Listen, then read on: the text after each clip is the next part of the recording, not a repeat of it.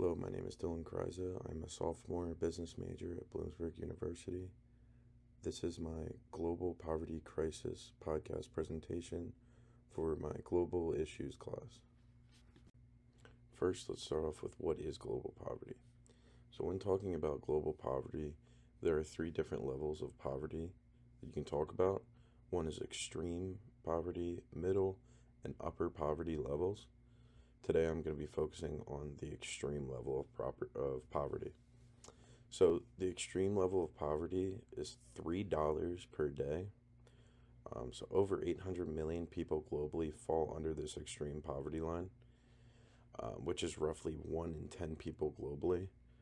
And to put this into our perspective as the average American, so the average American makes $240 to $270 a day. So I can't even imagine just making under $3 per day. You can't live off of that comfortably or at all, honestly. And then even though this is the average, still 20.4 million U.S. citizens are under that extreme poverty. So 20.4 million of people living in the same country as us are under this $3 per day. So we need to fix that. So where is this most common? So countries like South Sudan, Burundi, Central Africa, Republic, Yemen, and Mozambique. These are the top 5 poorest countries in our world. And all of these are in Africa. And we'll talk in the next slide about why this can be and why your climate can affect a country's poverty line. So next is causes of poverty. One is war. War can divide a country, and then also it can destroy a country if two countries are at war.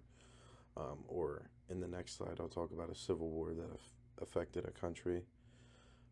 Access to necessities. So this is what I was talking about with in Africa. A lot of countries struggle with clean drinking water, education, and healthcare. And then also natural disasters and climate. So obviously natural disasters can set back a whole country if, everything in that country gets destroyed or something happens, and then climate can hurt when, say, a country is way too warm to grow crops or something, and it doesn't help with the spread of food and agriculture.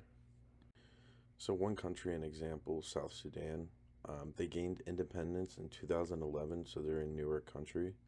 They went through a civil war, which slightly came to a halt after 2018 peace treaty.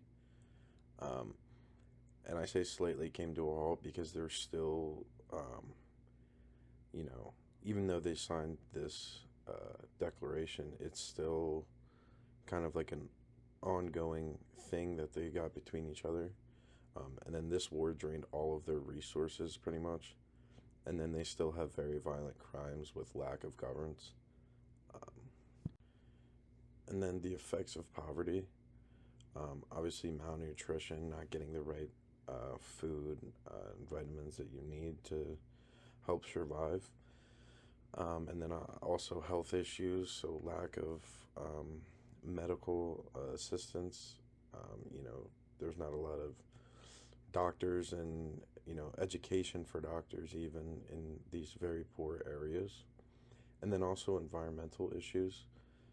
So environmental issues like communities relying on unsustainable farming, deforestation, and lack of proper waste disposal, which will lead to polluting the environment. And then what can we do to help?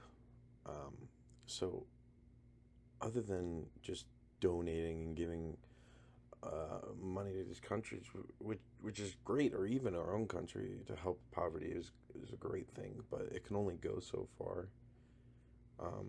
So I think the best three are advocate for policy changes. And a lot of these countries, these governments, are kind of controlling their people, and they can be hoarding their money for themselves or something. And then support education. So these other countries that don't have these doctors and other things in need, different scientists, to all of this different stuff. And then also support water source incentive programs. So these water source incentives are where you can donate to places for better access to water with things like, you know, you can get tax write-offs or through other donation organizations that offer tons of incentives. But I mean, in reality, it would just be nice to donate some money to people who don't have a great water source, which is a great human necessity that we need. Thank you for listening, and you can use the QR code to donate to Charity Water, which helps create water sources for people throughout the world who do not have clean access to drinking water. So, thank you very much.